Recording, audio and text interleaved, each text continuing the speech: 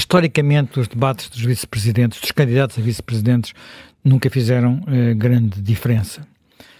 Quer dizer, pelo menos é o que se diz, não é? É o que se diz e por exemplo, há vários debates em que aparentemente a vitória foi para um candidato a vice-presidente e depois o resultado foi ao contrário, não é? E às vezes por enormes distâncias. É evidente que também isso tinha a ver com o perfil desses candidatos a vice-presidente, que quando os candidatos a presidente eram muito fortes, o candidato a vice-presidente às vezes era uma figura bastante frágil, digamos assim. Discreta. Neste caso, aquilo que aconteceu, penso eu, foram várias coisas. Primeiro que tudo, um aspecto que é sempre importante nos debates. Quem entra para um debate com expectativas mais baixas tem vantagem.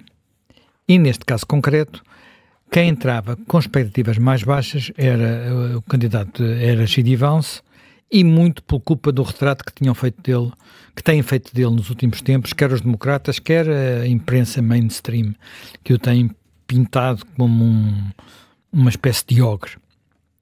E ele apareceu muito ao contrário disso.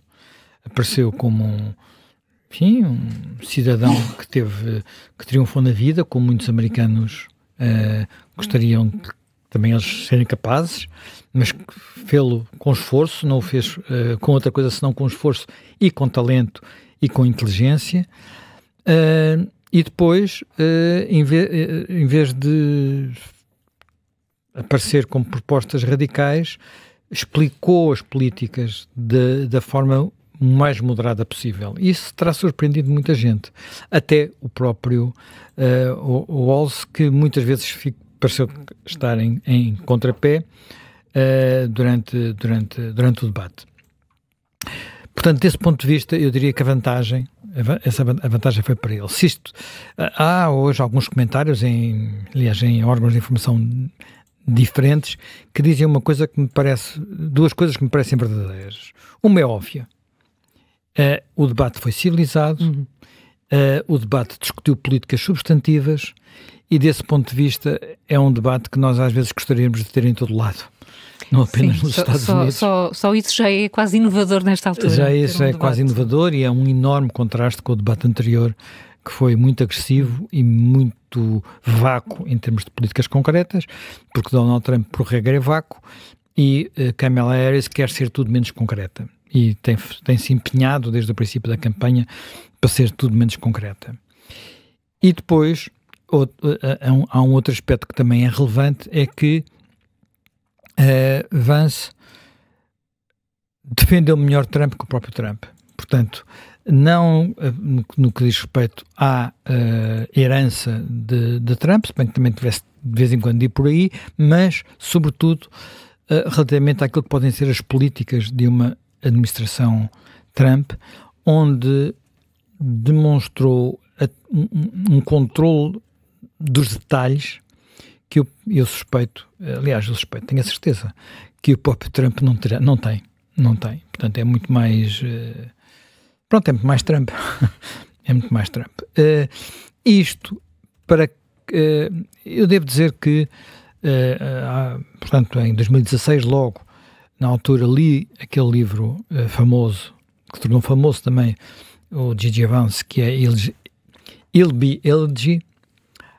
Eu creio que ainda está na Netflix um filme baseado nesse filme, portanto, nesse livro. Portanto, não é preciso ler o livro, apesar do livro também estar editado em português. O livro foi, entretanto, traduzido a português. E que é um livro muito revelador sobre o que é a transformação de uma América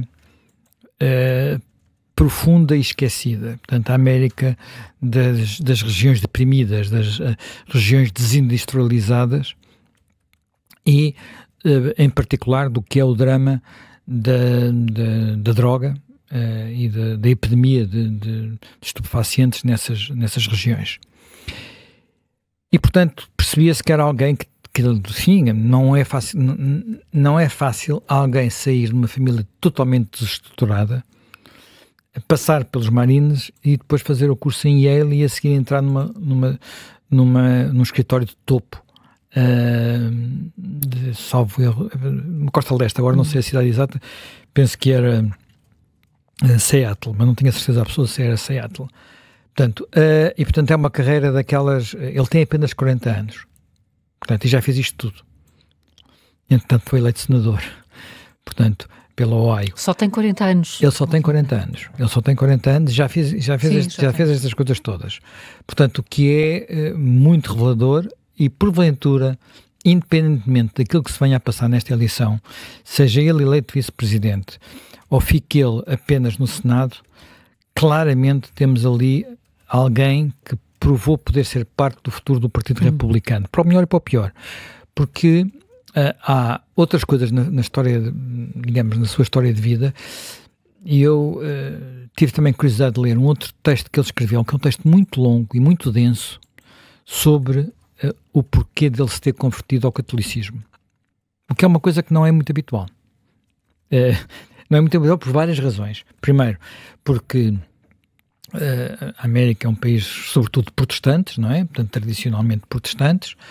Conversões ao catolicismo não são assim tão frequentes e reflexões longas, elaboradas, a explicar o porquê ainda menos existirão. E esse texto pode ser encontrado, eu encontrei no online, e é um texto que se percebe que não é de alguém comum. Quer dizer, sobretudo não é algo que estivesse ao alcance de Trump, não sei se de algum dos outros candidatos, mas não estaria seguramente ao alcance de Trump. Portanto, é alguém que tem característica, é evidente que ele, até por esta evolução, eu diria quase moral, tem posições que, em alguns aspectos, são mesmo muito conservadoras, mas que neste debate as expôs de uma forma muito mais moderada do que a caricatura que muitas vezes fazem dele. E desse ponto de vista, nós na Europa muitas vezes também fazemos caricaturas de debates que existem nos Estados Unidos, não é? Um desses debates é o debate sobre o aborto, que tem muita importância nesta eleição. E nós às vezes não temos noção do que é o debate do aborto nos Estados Unidos, que é muito diferente do nosso. Nós em Portugal discutimos se o aborto deve ser legal às 10, às 12 ou às 14 semanas. É a discussão que está agora a haver em Portugal. Portanto, damos como um direito adquirido. Damos como um direito adquirido por quase todos. Quer dizer, damos como um direito de atenção. Não é um direito constitucional. Sim. É um direito, mas não é um direito constitucional. Aquilo que esteve em causa no Roe vs. Wade era saber se era ou não um direito constitucional. Que é uma coisa diferente. Porque é uma coisa diferente. Quer dizer, uma coisa é a gente reconhecer alguns direitos, há muitos direitos que nós temos que não são direitos constitucionais. Porque, até às vezes porque chocam com outros direitos e com outras convicções. Mas que se reconhece que tem que se permitir que isso aconteça. Se for um direito constitucional, não existe o direito dos médicos e do pessoal de enfermagem à objeção de consciência. Pois, claro, por exemplo, portanto, há várias questões aqui. Portanto, é a discussão portuguesa, mas agora ainda há a discussão americana. A discussão, aquilo onde, ao contrário, enfim, até um bocadinho contra as suas próprias convicções, onde ele colocou o centro do debate, não é onde ele tem estado no Partido Republicano. O Partido Republicano, há muita gente que defende que deve haver uma proibição geral do aborto, ou algo parecido com isso. Deles também não é bem a proibição geral. Deve haver uma lei nacional sobre o aborto. Pronto. Que é o que nós temos, uma lei nacional. Aqui em Portugal também somos um país pequenino, uma lei nacional. Aquilo que Vance defendeu no debate foi que devem ser os Estados a decidir. E isso vai em linha com aquilo que o Trump acabou e aquilo também que eu acabo de defender. Isto não é a linha tradicional do Partido Republicano. Isto é mais moderado que a linha tradicional do Partido Republicano. Mas isto coloca, e foi também por isso que isto coloca, sob pressão Walz. Porquê? Porque Walz, assim, portanto, e aqui reparem, isso é uma coisa que nós até nos custa acreditar que seja possível, mas acontece. A lei americana, tal como estava antes, permitia que se praticasse o aborto, não era até às 10 nem às 12 semanas, era até a viabilidade, digamos, a interpretação era até a viabilidade do feto. O que quer dizer que às vezes o feto podia ser viável. O que aconteceu no Wisconsin, estado de que ele é governador, e ele assinou uma lei que permitia isso, é que se acontecer que no momento de uma interrupção da gravidez, estamos a falar de uma interrupção da gravidez para ir ao 6º mês, o feto estiver vivo, a obrigação dos médicos é deixá-lo morrer naquele lugar. É uma coisa que até nos arrepia dizer, não é? Não, aliás, eu por acaso... E no caso concreto isso, quando aconteceu pelo menos 8 vezes. É muito difícil, eu tentei perceber isso, porque exatamente, até muito antes deste debate, há estados dos Estados Unidos onde a interrupção pode ser feita depois dos 7 meses de gestação. Pronto. E é muito difícil neste momento encontrar qualquer tipo de informação, porque a informação que existe é sempre na base de se quer abortar, tem aqui como é que o pode fazer e os meios. O Ribeiro Castro, por acaso, já escreveu aqui sobre isso.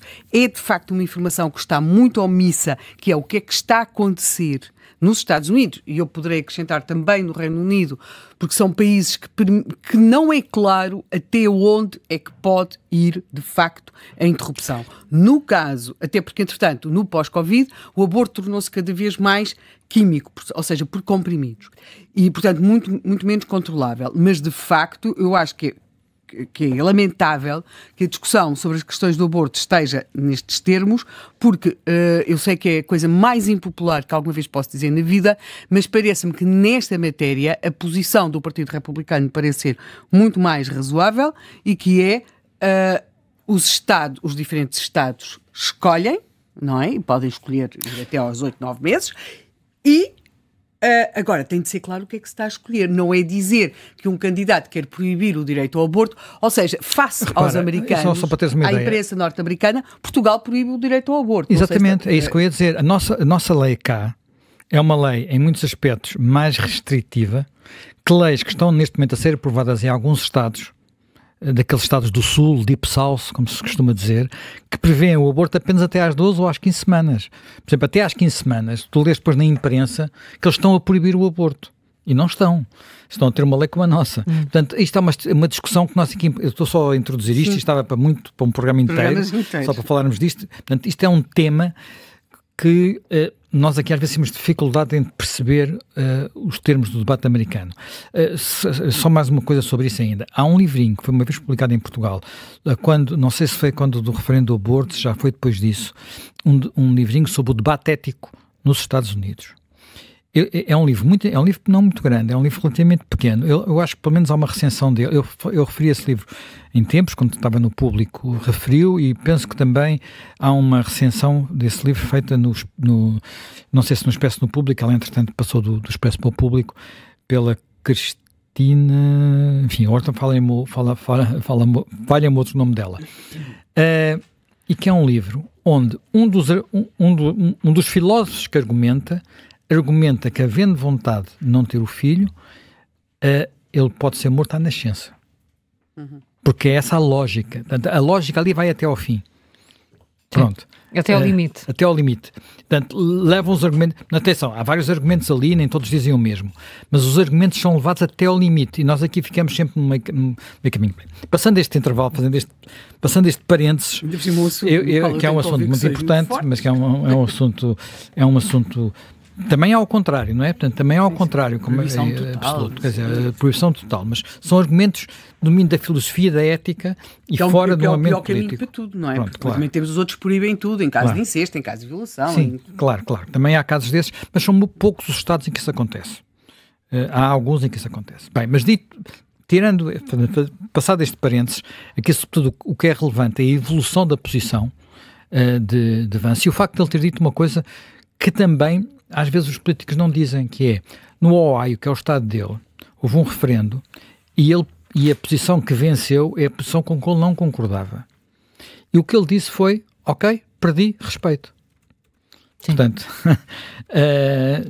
o que é também, enfim, significativo e que de alguma forma contribuiu, ou pode contribuir, para mudar um pouquinho a perspectiva que haverá dele. Agora, há uma coisa que eu acho que é muito significativa e, porventura, do ponto de vista de quem está a olhar para aquele debate fora dos Estados Unidos, que é, nós tivemos um debate que durou bastante tempo, apesar de tudo, e houve uma pergunta sobre temas internacionais. Uma pergunta. Foi sobre Israel, foi sobre o ataque do Irão de ontem, era impossível evitar isso, E depois sobre tudo o resto. A Ucrânia, a NATO, a ameaça chinesa, o estado das Forças Armadas Americanas, a posição da América no mundo, zero. Nada. Sobre até o tema do Irão, devo dizer que quem respondeu bem foi a Vance. Porque Valls andou a tentar não responder e dizendo que a culpa era de Trump. Mas foi no início, ele estava muito... Foi logo no início, na pior fase dele. A pior fase dele. Ele depois foi melhorando. Eu não sei, eu há bocado dizia-te isso, eu acho que ele deve ter sido, não faço a menor ideia, mas parece aquelas pessoas que fizeram terapia da fala e que precisam de arrancar. Não, porque na segunda parte estava muito mais fluente. Por exemplo, precisam de ter ali um gatilho para arrancar. Ou então estava nervoso, por isso simplesmente. Mas notou-se. O que é normal. Não é normal, que é normal, digamos assim. Sim? Bem, sobre a questão e agora vamos fazer outro parênteses, e talvez um bocadinho maior, sobre a questão do Médio Oriente e da relação Israel-Irão, eu creio que Vance disse aquilo que tinha que dizer, e de alguma forma foi o que Biden disse, mas não foi bem o que disse Harris, que também fez uma declaração frouxa ontem. Trump, que eu saiba, não disse nada, que eu não reparei, pode ter dito, e que é: os Estados Unidos suportarão Israel naquilo que Israel decidir fazer. Pronto. E aqui há uma questão que é muito, muito relevante, e é o grande elefante na sala. Esse grande elefante na sala chama-se Programa Nuclear Iraniano. Portanto, o Programa Nuclear Iraniano, para Israel, é uma ameaça existencial. É que não é preciso um arsenal, basta uma bomba. Não é preciso um arsenal, basta uma bomba. Ontem, como sabes, eu estive em Israel há poucos dias. Ontem estava a ver o sítio onde houve aquele onde 7 pessoas foram mortas. Portanto, foi em Jaffa. Jaffa fica colado a Tel Aviv. Aliás, eu até pensava que Jaffa começava... Em Tel Aviv há uma altura que a gente vai pela Marginal e há uma mesquita. Em Tel Aviv há uma mesquita, pelo menos uma mesquita, não sei se há mais. Há pelo menos uma mesquita que fica logo ali junto ao mar.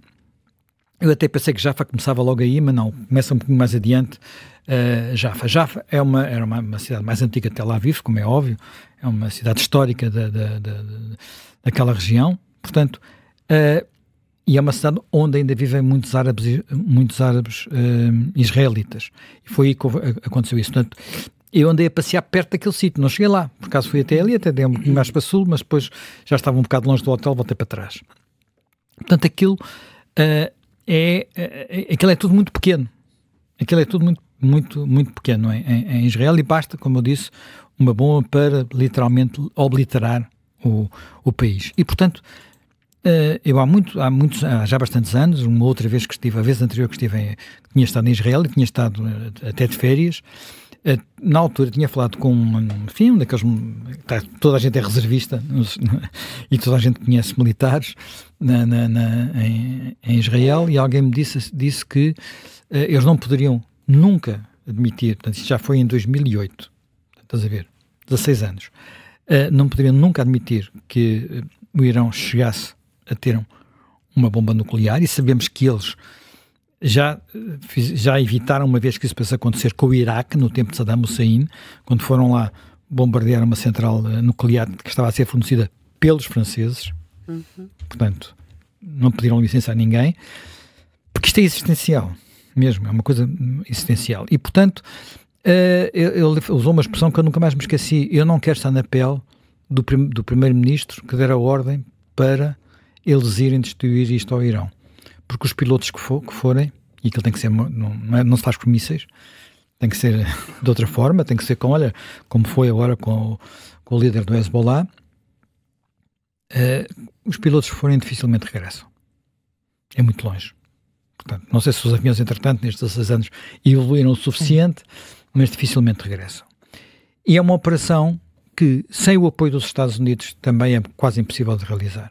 Portanto, sem o apoio, nem que seja, quer dizer, primeiro, provavelmente, porque o tipo de bombas necessárias para destruir em profundidade, Israel não as tem, ou pelo menos não as tem como tem os Estados Unidos. E, por outro lado, enfim, os Estados Unidos têm forças no Golfo, portanto, porta-aviões, o que ainda tem lá. Portanto, apoio logístico, sem apoio logístico. Eventualmente apoio logístico, ou apoio de alguma forma, ontem houve apoio, não é? Portanto, no esforço para evitar que os mísseis atingissem lugares habitados, coisa que foi conseguida. Portanto, mas desse ponto de vista, a posição da administração americana é muito importante. E se eu acho que ontem Biden disse o que havia que dizer, já não tinha a mesma convicção relativamente a Harris. Acho que Vance disse o que havia que dizer, mas Valls não disse. Bem, feito este parênteses que é importante, porque estamos a falar do mundo, ficou a faltar tudo o resto. Até porque em tudo o resto há uma parte em que eu diria que era talvez, da minha perspectiva de europeu, a pior de toda para Vance, que é a questão da Rússia e da Ucrânia. E sobre isso nada naquele debate, nada. Sinal de que os eleitores norte-americanos não estão assim tão interessados nisto. Por um lado, os eleitores norte-americanos talvez não estarão suficientemente interessados nisto, mas é também um sinal sobre as prioridades dos moderadores, porque os moderadores não estão ali a fazer figuras de corpo presente, não, e foram eles que não introduziram o tema. Portanto, agora, só para terminar, porque já me estou a estender um bocadinho, queria só dizer uma coisa que tem a ver com esta situação de um país que não desempata, por assim dizer. Portanto, as sondagens, eu estive a ver há muitos agregadores de sondagens e muitas sondagens em muitos sítios.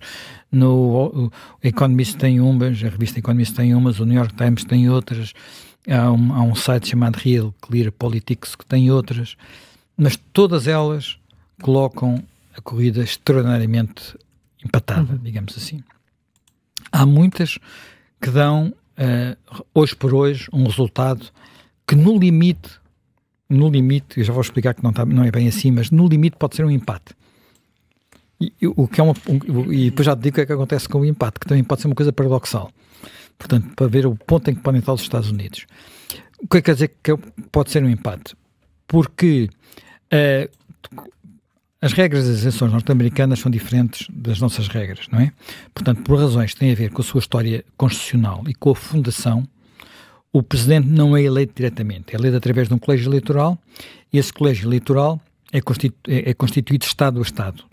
Portanto, cada Estado elege um número de representantes proporcional, mais ou menos proporcional, não é completamente proporcional, porque os Estados não têm todos o mesmo tamanho, mas mais ou menos proporcional à população que vive nesses Estados, e depois eles votam em bloco. Portanto, não votam de acordo com a votação que houve naquele Estado.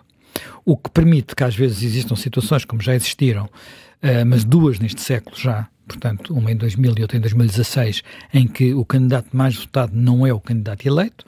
Existem são as regras. Se as regras fossem ao contrário, nós não temos a certeza que a votação fosse a mesma. Atenção, portanto, não dou por adquirido aquele argumento, o outro é que devia ser presidente, porque com outras regras as pessoas votam de outra maneira, não é? Portanto, seja lá como for, isso aconteceu. E esta regra existe porque tinha uma razão na fundação dos Estados Unidos para existir. É juntamente com a existência do Senado, que tem também uma representação não proporcional, 2 senadores por Estado, quando há Estados de tamanhos completamente diferentes, tem a ver com a proteção dos Estados pequenos relativamente à hegemonia dos Estados grandes. Na altura da fundação, eles tinham medo da Virgínia, hoje terão medo, sei lá, da Califórnia, de Nova Iorque, do Texas, enfim, desses Estados grandes. Portanto, isto tem uma razão de ser e isto é virtualmente imutável, porque era preciso um acordo de toda a gente para mudar a Constituição. Mas há aqui uma particularidade. Há um Estado, que é o Nebraska, onde não é exatamente assim. E eles têm uns distritos que também elegem as suas coisas. E há portanto, se o Nebraska fosse... quer dizer, há a possibilidade num desses distritos, não se sabe, neste momento vai a Kamala Harris à frente, mas, e com alguma vantagem, mas se esse distrito votar ao contrário, pode haver empate. Portanto, porque o número de eleitores, de grandes eleitores, é par. Não é um número ímpar, é um número par. Portanto, pode acontecer como na nossa Assembleia da República. Sim, já aconteceu uma vez, não aconteceu. É? Nós já tivemos isso na nossa Assembleia da República. Agora, como é que se desempata? Eu julgava que sabia, mas estive a ver, a tentar perceber melhor, e o desempate é complicado. Então? Porquê? Porque para o Presidente desempata a Câmara dos Representantes. Portanto, a Câmara dos Representantes é a chamada Câmara Baixa, é o nosso Parlamento. Onde a representação é por, também são ciclos uninominais, um bocadinho tal como a Inglaterra, e onde a perspectiva, o cenário é que os republicanos mantenham a maioria que hoje têm. Têm uma maioria pequena, mas têm maioria. Portanto, se houver empate, é eleito o Trump. Mas, para o vice-presidente, quem decide é o Senado, não é a Câmara dos Representantes. E no Senado, não se sabe bem o que é que vai acontecer, mas há a probabilidade de continuar a haver uma maioria democrata. O que quer dizer que, no limite, podemos estar em janeiro com um presidente, o presidente Trump. E um vice-presidente Walz. É um cenário um bocadinho muito pouco provável, mas que existe. Mas que nos dá uma ideia. Isto são sistemas políticos. Nós, às vezes, da Europa, olhamos para como se fosse tudo igual a nós. E não é. São, de facto, diferentes. Isto existe há praticamente 250 anos. Já teve muitas crises no passado, atenção, já houve um empate no passado. Mas nunca aconteceu isto, ter um presidente e um vice-presidente de partidos diferentes? Presidentes de partidos diferentes é capaz de ter acontecido no século XIX, mas o sistema também era um bocado diferente, era diferente do sistema atual. Mas já houve uma situação em que teve que ser resolvido na Câmara, pelo menos uma situação no século XIX, em que foi resolvido na Câmara dos Representantes. Portanto, estas coisas às vezes acontecem. Dito isto, eu diria que não creio, no entanto, que pelos antecedentes dos debates entre candidatos à vice-presidência, a agulha tenha mexido muito. Até porque no outro debate, que foi, na minha perspectiva, claramente ganho por Kamala Harris, a agulha também não mexeu muito. E esse era mais importante do que este.